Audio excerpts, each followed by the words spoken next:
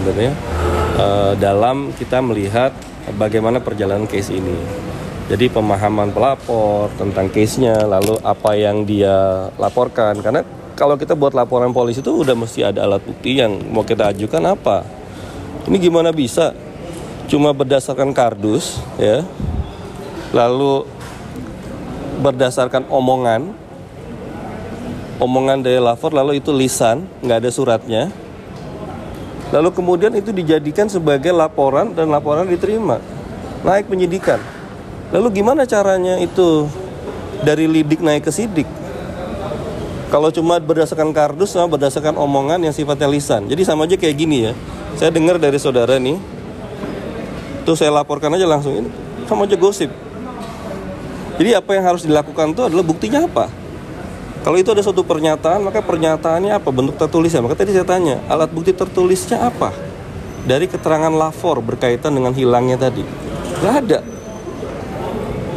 Dan kardus itu ya baru dibuat berita acaranya setelah buat laporan.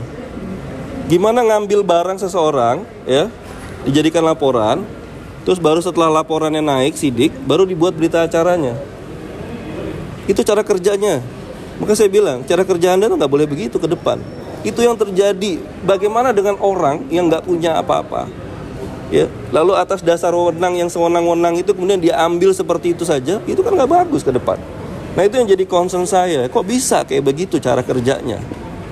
Tapi tadi disampaikan saksi kan nomor serinya sudah dicocokkan, ini memang sesuai apa belum cukup juga ya Bang? Ya tapi masalahnya adalah di dalam penetapan. Apakah yakin asalnya? Asalnya video itu apakah yakin dari DVR itu yang tadi juga ditanyakan? Itu juga ditanyakan juga dia nggak bisa jawab. Bagaimana cara memastikannya juga itu cuma melihat itu aja. Padahal itu kan ada tekniknya. Nah itu nanti akan kita tanyakan. Bagaimana cara secara siber tuh ada caranya. Kita tahu caranya ya. Cara memastikan. Jadi kalau menghadirkan suatu bukti elektronik itu ada mekanismenya, ada metodenya ya.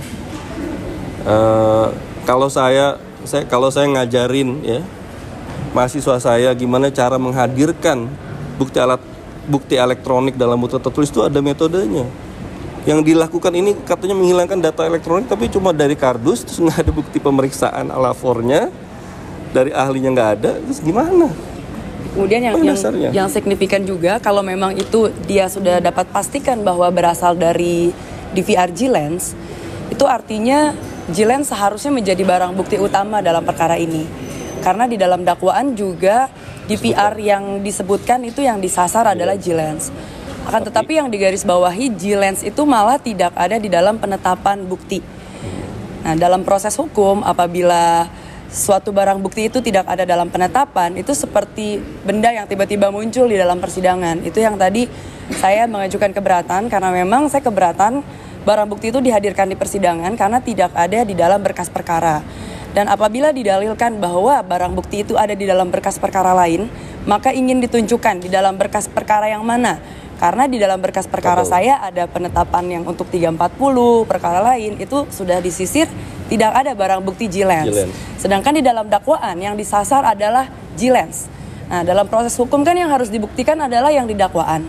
Jadi sebenarnya yang ingin dimintakan keadilan, tolong dibuktikan bahwa yang di dalam dakwaan disasar itu barang buktinya mana dan formilnya itu bagaimana penghadirannya. Karena dalam hukum itu ada formil dan material yang dua-duanya sangat penting dan tidak boleh dikesampingkan.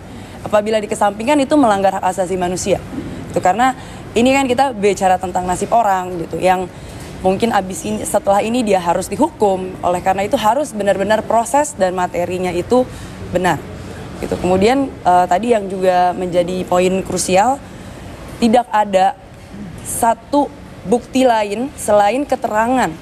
Gitu. Kan seperti kita tahu satu saksi itu bukan saksi. Nullus testis. Ya. Hanya yang membuat persidangan ini bisa yakin bahwa kardus itu berasal dari Bapak Marzuki. Karena hanya ada dari keterangan pelapor. Nah, dan di dalam BAP Marzuki juga belum muncul, tapi nanti mungkin dalam pemeriksaan saksi akan ditanyakan.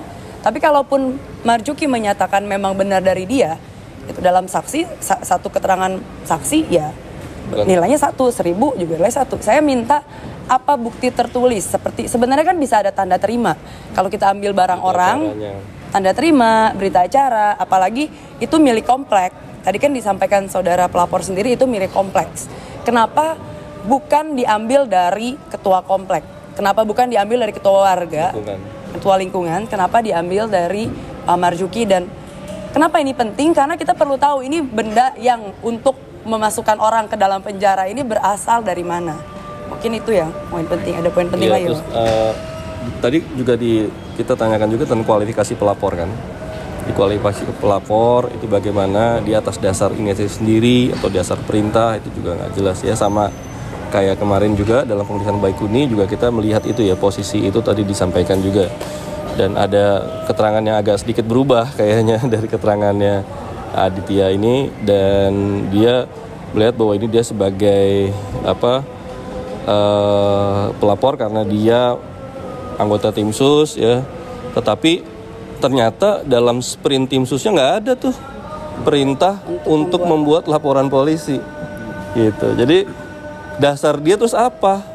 Inisiatif sendiri atau dia dasar perintah yang mana? Nah itu juga kita bertanya, inisiatif sendiri itu kenapa? Kalau dia itu inisiatif sendiri bukan laporan tipe A. Kalau tipe A tuh dia harus terlibat di dalamnya, lalu dia menemukan, lalu apa temuannya dia? Ini kan kontradiktif gitu antara omongan dia dengan tipe LP yang dibuat gitu. Bang, dari 8 saksi yang hadir hari ini, siapa saksi yang dinilai paling krusial keterangannya untuk terdakwa? Semua krusial. Semua saksi krusial. Apalagi tadi yang belum jelas, berkas perkara ini informasi awal yang dikatakan di VR itu kosong, itu berasal dari berkas perkara yang sudah dihentikan di SP3, berkas perkara Jakarta Selatan. Jadi itu juga menjadi pertanyaan saya tadi, apakah ini diperiksa ulang? Ternyata tidak diperiksa ulang, tapi menggunakan berkas perkara. Nah, berkas perkara itu kan tidak boleh terpisah. Itu kan bukan konsumsi umum, itu tidak bisa menjadi bukti. Gitu. Saya juga mempertanyakan kalau begitu bagaimana nih statusnya? Kalau misalnya perkara itu sudah di SP3 atau dihentikan. Kemudian yang penting juga tadi ternyata sebelumnya kan dia melaporkan bahwa ini hilang. Kemudian setelah dia mendapat dari Baikuni yang ternyata diserahkan oleh Baikuni secara sukarela, itu menjadi terang dan menjadi tahu oh ini isinya. Jadi hilang. Iya, jadi nggak hilang gitu ya. Nah setelah dia menonton apa yang dia lihat gitu, apakah bisa diklarifikasi? Sebelumnya dikatakan dia menjadi yakin bahwa ini bukan tembak menembak. Dan tapi ketika menjawab pertanyaan saya disampaikan tidak yakin karena tidak juga ditunjukkan apakah siapa yang menembaknya seperti apa. Nah itu kaitannya dengan pertanyaannya rekan saya ketika menanyakan apa kualifikasi dari bukti ini. Dan ini sangat penting sekali dan krusial, dan mungkin juga saksi-saksi lainnya akan menyampaikan. Kita mendukung lah. Nanti akan dilihat berikutnya. Bagaimana Kang? Terima kasih ya. Terima kasih. Terima kasih ya. Terima kasih.